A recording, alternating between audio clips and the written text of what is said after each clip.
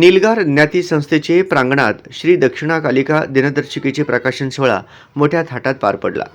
या कार्यक्रमासाठी प्रमुख पाहुणे नीलगार समाजाचे ट्रस्टी नारायणराव काळपगार हे होते। नीलगार ज्ञाती संस्थेचे अध्यक्ष श्री रवींद्र चवडेकर यांच्या हस्ते फीत कापून दिनदर्शिकेचे प्रकाशन झाले।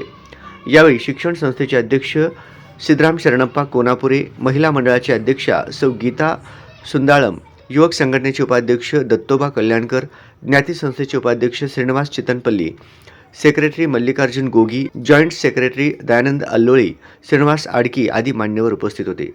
या दिनदर्शिकेच्या प्रकाशनासाठी नारायणराव काळपगार, गोपाळ कालेकर, श्रीनाथ मिराणम यांनी परिश्रम घेतले।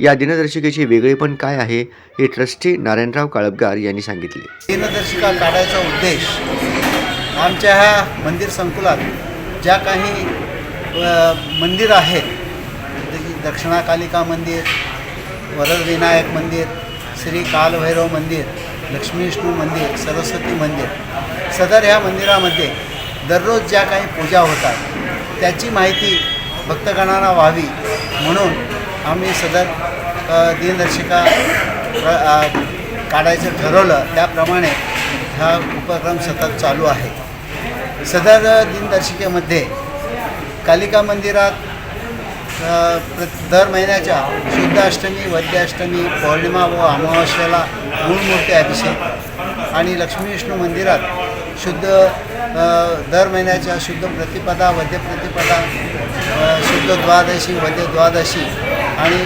पौर्णिमा या दिवशी मूळमूर्ती अभिषेक आणि दक्षिणाकालिका मंदिरात दर शुद्ध अष्टमी आणि वद्य अष्टमीला मूळमूर्ती अभिषेक आणि गणपती मंदिरात संकष्ट चतुर्थीला मूळमूर्ती अभिषेक आणि सरस्वती मंदिरात शुद्ध पंचमी, वद्य पंचमीला मूळमूर्ती अभिषेक ह्याप्रमाणे आमचा उपक्रम असतो।